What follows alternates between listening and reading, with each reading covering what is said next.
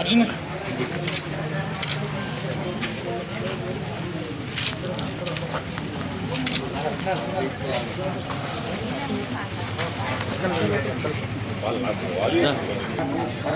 మన పర్మిషన్స్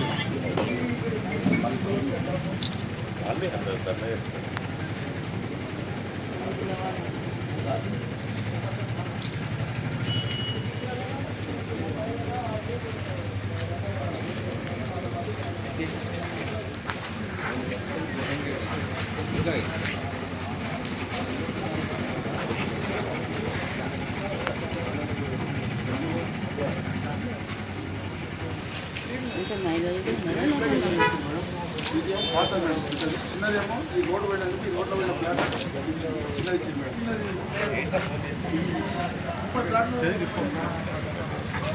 అట్లా కూర్చోండి అమ్మా.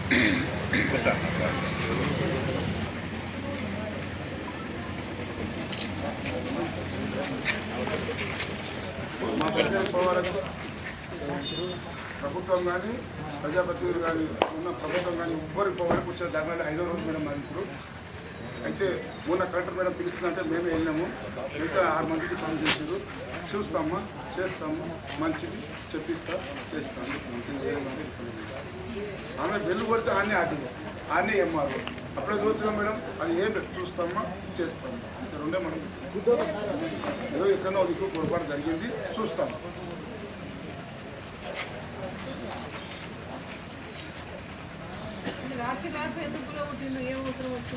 ఇంకా మేడం రాత్రి 2:30-3 గంటలకు వచ్చాడు మేడం. అసలు ఏదైనా 150-200 మంది పోలీసులు ఎవ్వరిని బయటకు వెళ్తే అసలు దగ్గరే కనిస్తలేదు అసలు. ఈ పాప మేడం ముస్లిం అమ్మాయి ఇక్కడ అమ్మవు అయితే ఏడ్చి కింద పడితే కూడా 3-4 పోలీసులు ఎత్తుకపోయి ఇంట్లేసి చినిపోయేటి ఆమె ఇల్లు వచ్చి మేడం వాళ్ళే దొబ్బిర్రు వాళ్ళే ఇంట్లేసి చినిపోయేటి గొల్లెము పెట్టి మళ్ళీ వాళ్ళే నీళ్ళు పోసి ఆమెకు మాట లేకపోతే ఇదో ఈయన భార్య జరపవచ్చు మేడం. చెప్పినట్టుకుంటే రాత్రి ఇల్లు కూడా కొట్టిరు. రేపు సాయంత్రం 4 గంటలకు దాదాపు డెలివరీ అయింది. అట్లా కూడా చూడకుండా కూడా అట్లా చేసారు. ఇంకో మేడం కాళ్ళు మొత్తం తెరువురా 3 సంవత్సరాలు మేడం ఇల్లు కట్టుకొని కట్టుకెళ్ళి ఉంది అన్నుడు ఇలా భార్య హ్యాండిక్యాప్ ఆయన హ్యాండిక్యాప్ దుబ్బి ఇట్లా దుబ్బి సకలాములు గారు ఆక్రమించారు. వికలాంగులు గారు సకలాం కొన్నారు గలాంలు ఎవరు అంతే కొన్నారు అనే ఉద్దేశంతో ఎంఆర్ఓ ప్రెస్ మీట్లు అదే చెప్పినంట. మంత రోజే కూడబట్టి మంత రోజే 12 గంటలకు ప్రెస్ మీట్ అదే చెప్తున్నాం. శ్రీరామ్ నాయక్ అని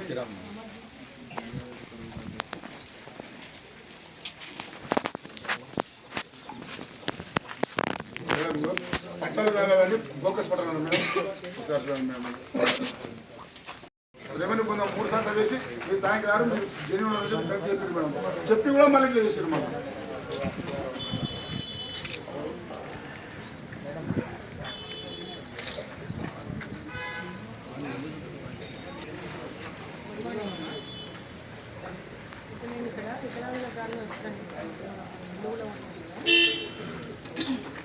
ఎందుకో మా పులు కొట్టింది ఎవరు కంప్లైంట్ వచ్చారు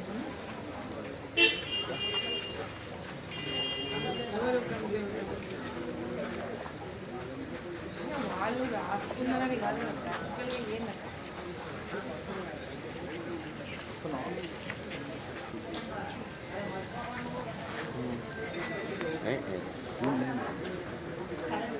ఎవరు అందిస్తారు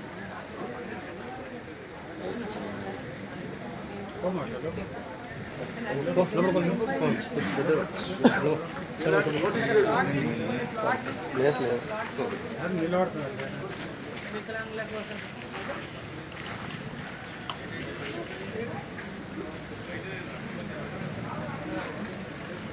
హలో సరే మా దీంట్లో ఇప్పుడు రాత్రి నోటీస్ ఇచ్చి వాళ్ళు ఏమన్నా అంటే జెన్యున్గా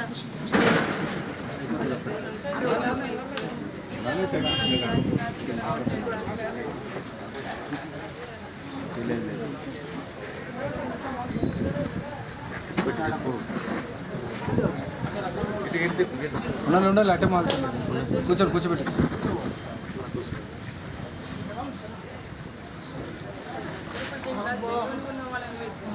ఎంక్వైరీ చేసి ఎవరికి జెన్యున్గా ఇల్లు లేవు, వాళ్ళకి ఏం భూమి లేదు, వాళ్ళకి ఏం లేదు, అటువంటి వాళ్ళు ఎంతమంది ఉన్నారు వాళ్ళని చూసి వాళ్ళందరికీ భూములు ఉన్నోళ్ళు ధనవంతులు ఎవరన్నా ఉంటే పక్కన పెట్టేయండి. ఎందుకంటే ఏం లేని వాళ్ళకి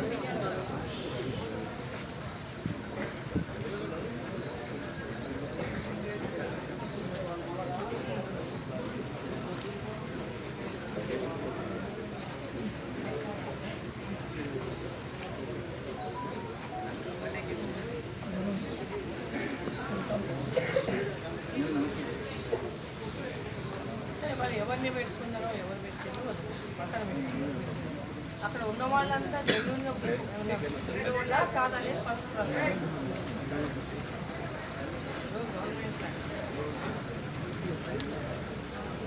అయితే మన మనిషి ఉండలేదా, ఇల్లు ఎవరు ఉండలేదా?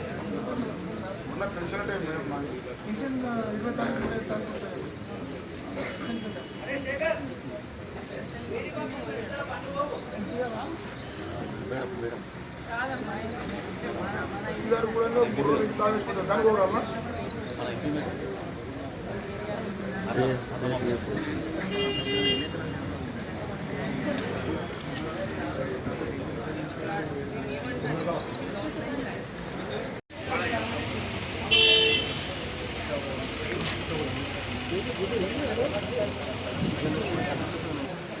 ఆ ఇళ్ళలో ఎవరు ఉండలేదు, షెడ్లు వేసిండు, అది ఎవరు ఉండలేదు. మేము లేనప్పుడు ఎవరు లేదు, చూసే చేసినాం. మేము కంప్లైంట్లు వచ్చినాయి మాకు.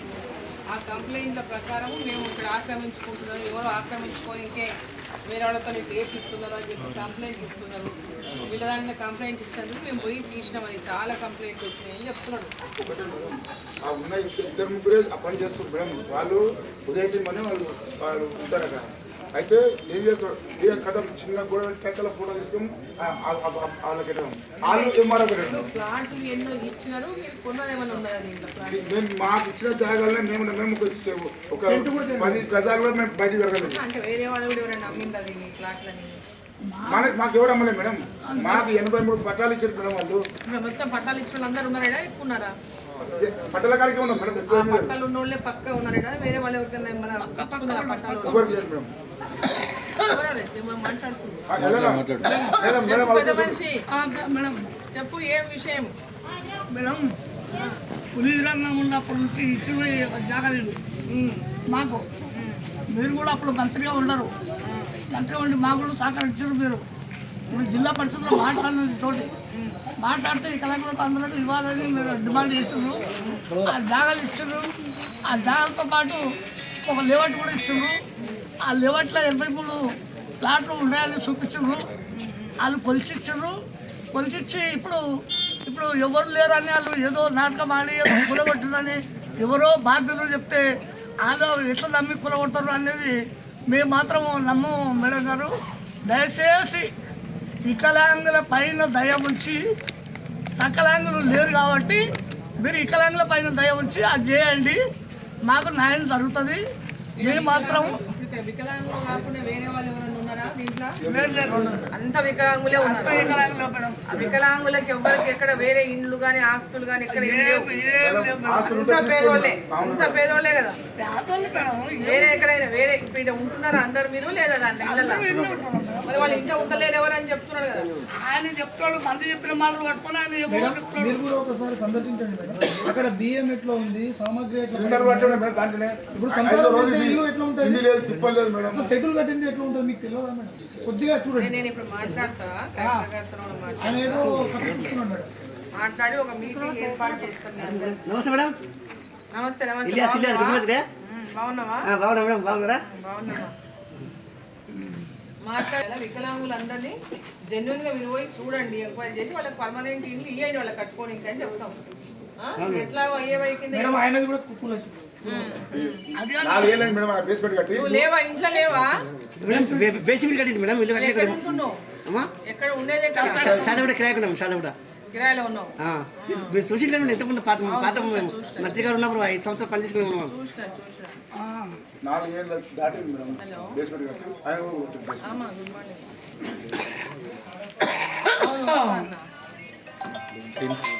మాకు ఎవరు జెన్యున్గా ఏం లేని తీరు లేవు వాళ్ళకి అందరికి ఇప్పించి ఏర్పాటు చేపిస్తామని చెప్పారు. వాళ్ళకన్నా జెన్యున్గా ఉన్న వాళ్ళకంతా ఇప్పుడు ప్లాట్ ఇచ్చి ఇల్లు ఇవ్వాలన్నా లేకపోతే 2 బెడ్రూమ్ల ఇల్లు ఇప్పియాలన్నా చూద్దాం. డబుల్ బెడ్రూమ్ మాకు అవసరం లేదు. ఎవరు వాళ్ళు అదొక ఇష్యూ, అది వాళ్ళది వేరే. వీళ్ళకి మీరు బాధితులు కదా వీళ్ళంతా, వాళ్ళ డబ్బు వీళ్ళైతే బాధితులే కదా. అదే అందుకే వీళ్ళకైతే మనం న్యాయం చేయాలి. వాళ్ళ సంగతి ఒకటైతే వీళ్ళతో న్యాయం చేయాలి. అదే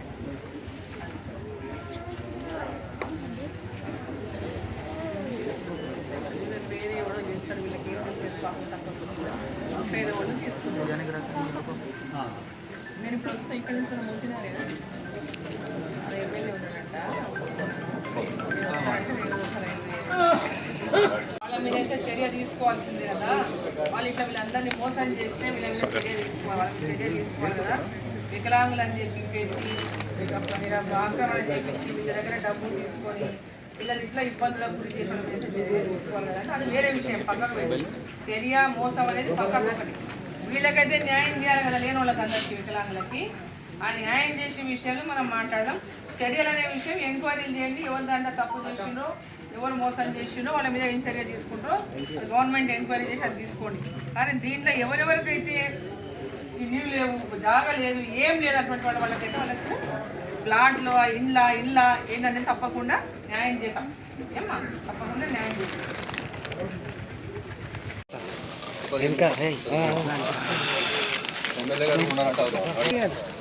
అన్నా మీకు సైడ్ అన్నా మీరు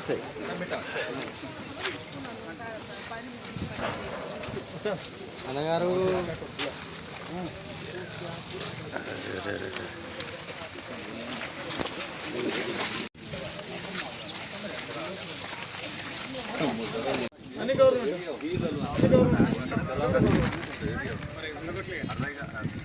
వాళ్ళ ఇంట్లో ఉన్నారంట.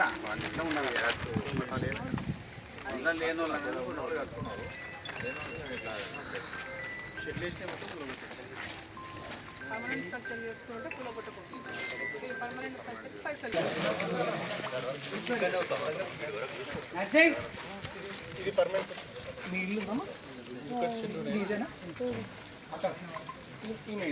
కాదు కాదు ఇది మా నాయన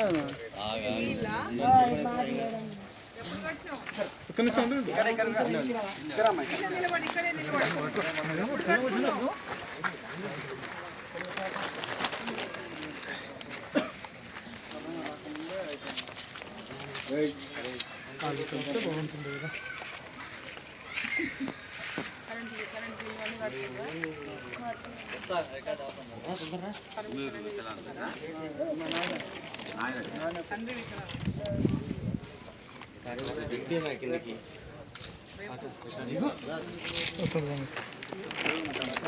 చెప్పు.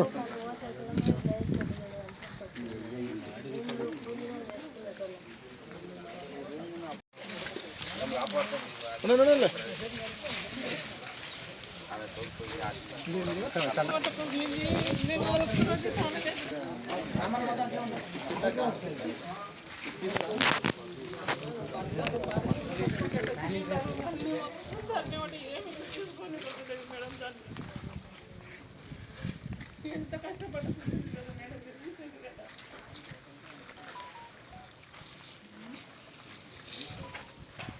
అధికారులు పాపం అంటే పూజ చేసుకుంటారు అనుకున్నారు.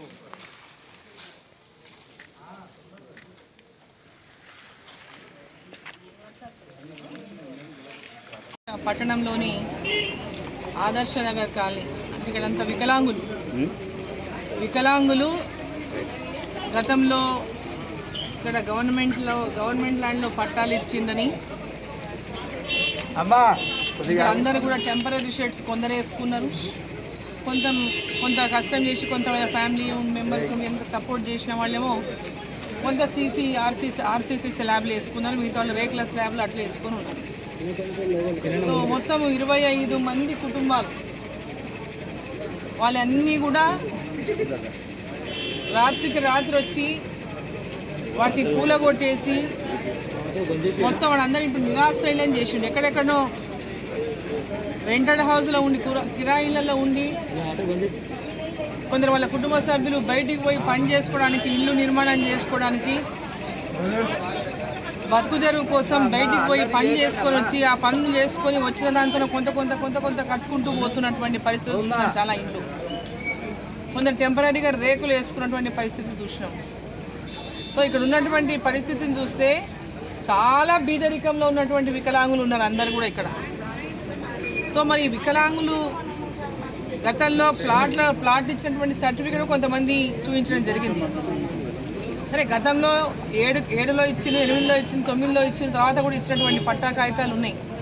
అది ఏది ఏమైనప్పటికీ ఆ పట్టాకాయలు ఎప్పుడు ఇచ్చినా ఏమి ఇచ్చినా వాళ్ళు ఎక్కడైతే ఇవాళ ఈ యొక్క ప్లాట్లలో షెడ్లు వేసుకున్నారో అది 75 యార్డ్స్ కంటే ఎక్కువ లేదు. ఒక్కొక్క చిన్న గుడిసెలు 75 గజాల కంటే ఎక్కువ లేవు.